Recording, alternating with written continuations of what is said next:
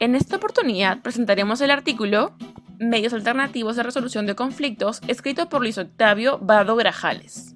En este se presentarán definiciones base que servirán para la orientación del estudio de los medios alternativos de resolución de conflictos, los cuales, al ser una forma de resolver conflictos humanos, tienen que ver con diversas áreas de estudio, no solo con el derecho, como por ejemplo psicología, economía, entre otras. ¿Qué podemos entender por litigio? De acuerdo con Vado, es aquel término que tiene mayor uso para referirse a los conflictos que tienen características jurídicas. Así, esta palabra proviene del latín litis, que se utilizaba como sinónimo de pleito, demanda, lucha. Su significado original alude a una disputa. Al respecto, Vado relata que Francesco Carneluti presenta una elaboración teórica del concepto de litigio y lo define como el conflicto de intereses calificado por la pretensión de uno de los interesados y por la resistencia del otro. Dicha definición fue complementada por Niceto Alcalá Zamora, quien agregó que el conflicto debe ser jurídicamente trascendente. Así, esta definición presenta primero dos elementos subjetivos, una parte que pretende y otra que resiste. Segundo, tenemos un elemento objetivo, que es el bien jurídico sobre el que versa la pretensión y resistencia. Asimismo, debemos indicar que el proceso es distinto y posterior al litigio. El litigio no nace con el proceso judicial. Al contrario, nace desde el momento en el que alguien reclama una pretensión, pues exige una subordinación del interés ajeno al propio, y frente al mismo se presenta una resistencia de la contraparte. Formas de resolución de conflictos. Ahora bien, del encuentro de intereses opuestos puede generarse consecuentemente un conflicto. Este, al manifestarse como litigio, hace necesaria la aplicación del derecho para la resolución del mismo. Si bien es cierto que las personas aplicamos el derecho en nuestra vida cotidiana y este puede llegar a aparecer desapercibidamente, es también una realidad que un cuerpo especializado, el Poder Judicial, también aplica el derecho y tiene el poder exclusivo para ejecutar coactivamente sus decisiones. En cualquier caso, un litigio no encuentra estrictamente su solución en un servidor público. El proceso no es la única ni irremediable forma de acabar con un litigio. En ese sentido, el litigio puede resolverse de diversas maneras. Autodefensa o autotutela. Consiste en la imposición de una pretensión frente al interés ajeno. De esta manera, una de las partes prevalece sobre la otra. La crítica en torno a la autotutela se esboza en una de sus características más negativas, el egoísmo, ya que ésta prefiere la imposición antes de la concertación. Ahora bien, este ha resultado en una prohibición por parte de ciertos ordenamientos jurídicos, como es el caso del artículo 17 de la Constitución de los Estados Unidos Mexicanos, en la que se menciona que ninguna persona podrá hacer justicia por sí misma ni ejercer violencia para reclamar su derecho. Autocomposición. La autocomposición es entendida como la renuncia del derecho propio en beneficio del derecho ajeno. De esta manera, la solución proviene de la voluntad de una o ambas partes. La autocomposición se puede manifestar tanto de forma unilateral como bilateral. Unilateralmente encontramos las figuras de desistimiento, el allanamiento y el perdón del ofendido. Bilateralmente, la figura más estudiada es la de transacción, en la que las partes se hacen recíprocas concesiones a fin de resolver su disputa. Según el autor, usualmente, estas dos primeras formas de resolución de conflictos no involucran la participación de un tercero en el asunto. Sin embargo, un tercero podría participar en una dinámica que derive en autocomposición. Heterocomposición. En este caso, la solución del litigio se presenta por un tercero ajeno al problema. Es decir, el tercero resuelve de forma vinculante el litigio.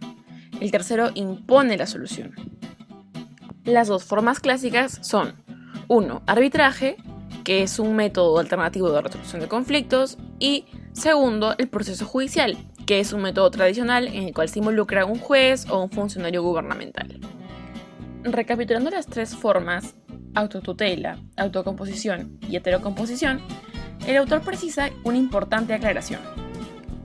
Proceso y arbitraje, así como negociación, mediación y conciliación, resultan procedimientos o caminos para llegar a la solución de un litigio.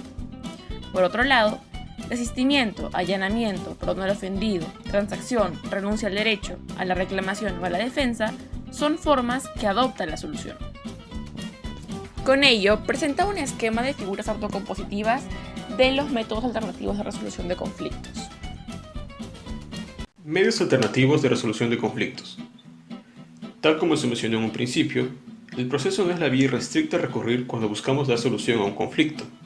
Bajo esta misma línea, los medios alternativos de resolución de conflictos se presentan como novedosos y parten de la premisa de que son las partes las dueñas de su propio problema, y son ellas quienes deben decidir la forma de resolverlo. Estos medios alternativos son las diversas alternativas a las que pueden recurrir. El proceso es también una vía, pero no la única ni la más recomendable.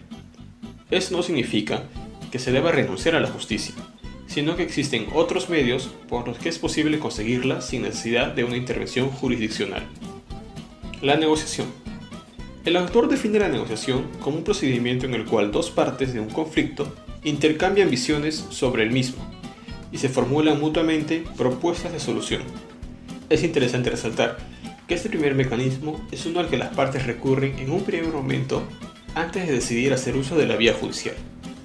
Esta inclinación puede deberse, entre otras causas, a la posibilidad que brinda de encontrar una solución más rápida al problema. Mediación.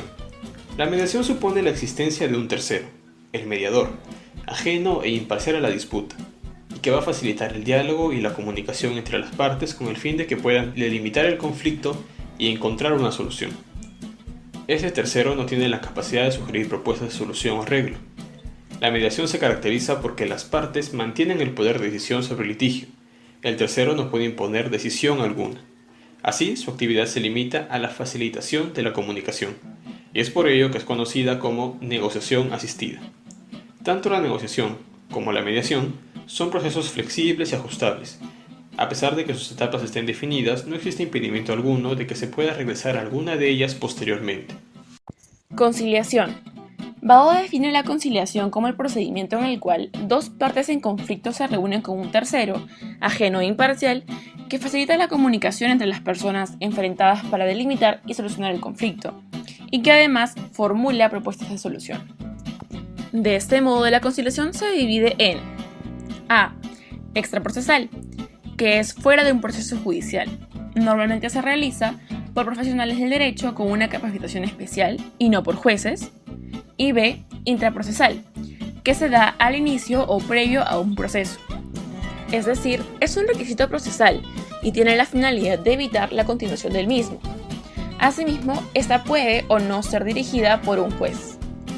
Hasta este punto, observaremos que existen algunas similitudes entre la mediación y conciliación. Primero, uso de las mismas técnicas y herramientas, ya que la base de las mismas es facilitar la comunicación entre las partes. Segundo, evitan el proceso o lo terminan. Tercero, la facultad de llegar al arreglo corresponde a los participantes, ya que el tercero interviniente no puede imponerlo, a diferencia del arbitraje o proceso judicial. Cuarto, la casi total ausencia de formalidades. Quinto, preponderancia de la oralidad. Y sexto, principio de inmediatez. Pese a lo anterior, también existen diferencias. Primero, el conciliador puede hacer propuestas de arreglo a las partes. El mediador carece de dicha facultad. Segundo, la conciliación puede ser una fase procesal. La mediación generalmente no lo es. Tercero, el mediador no es necesariamente un perito en derecho y el conciliador normalmente lo es. Arbitraje. El autor presenta el arbitraje como el sometimiento de un litigio a un tercero neutral, ajeno a las partes, que lo decidan mediante una resolución, llamada laudo, vinculativa para las partes cuya ejecución obligatoria queda encomendada a un juez, previa homologación que éste haga del laudo. De este modo, la esencia del arbitraje es el sometimiento que hacen las partes de común acuerdo para acudir a dicho medio alternativo. Según Badó, un elemento central del arbitraje es la intervención de un tercero, que a diferencia del conciliador y del mediador, impone la solución. En este sentido, la naturaleza de la función del árbitro es idéntica a la de un juez.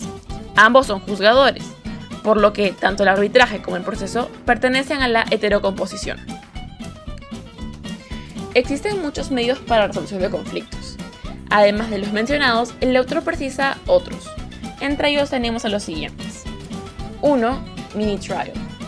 Este consiste en que las partes de un litigio deciden presentar ante un asesor neutral, que generalmente es abogado, información y escritos sobre su conflicto. Al final, intentan las partes llegar a un acuerdo, y si no es posible, el asesor dictamina cuál sería el probable resultado de dicho caso, si se presentara ante un tribunal. 2. Neutral listener. Este consiste en que las partes nombran a una persona de su mutua confianza a la que hacen llegar las propuestas de arreglo, y que ese tercero determina si están lo suficientemente próximas como para verificar reuniones de negociación. 3. Summary Jury Trial. Este es un mecanismo propio de países de tradición del Common Law. Aquí, un jurado integrado por personas, incluidas en las listas de los jurados de los tribunales ordinarios, escucha las peticiones de las partes, recibe pruebas y expide un dictamen que las partes pueden o no aceptar. Por último, Moderated Settlement Conference. Similar al anterior, solo que aquí el jurado se compone de abogados que escuchan a las partes y presentan un dictamen, que también puede o no ser aceptado por los litigantes. Ventajas y desventajas. Luego de haber presentado y desarrollado los principales medios alternativos de solución de conflictos, es necesario reconocer ciertas ventajas y desventajas de estos. Dentro de las ventajas destacamos que estos mecanismos tienden a tener una mayor rapidez para la resolución de litigios. Su costo económico puede llegar a ser menor al de un proceso judicial ordinario. Asimismo, el costo emocional sigue esta tendencia de aminoramiento. Logran en cierta medida descongestionar las instancias gubernamentales, optimizan los recursos gubernamentales y ayudan en el cumplimiento de una función cívica, cada vez que enseñan a los ciudadanos a prever y resolver sus conflictos de forma privada.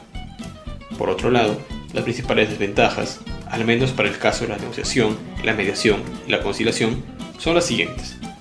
La posible prevalencia del más fuerte, tanto económico como social, la generación de costos adicionales en caso de que el mecanismo no derive en un acuerdo, la imposibilidad de obtener una tutela anticipada, por ejemplo, medidas cautelares, entre otras. Si bien esta lista de desventajas y desventajas puede ser materia de debate al analizarse en cada mecanismo por separado, su propósito principal es brindar un primer esbozo de aquellos puntos positivos y de aquellos puntos en los que aún es necesario un trabajo de mejora.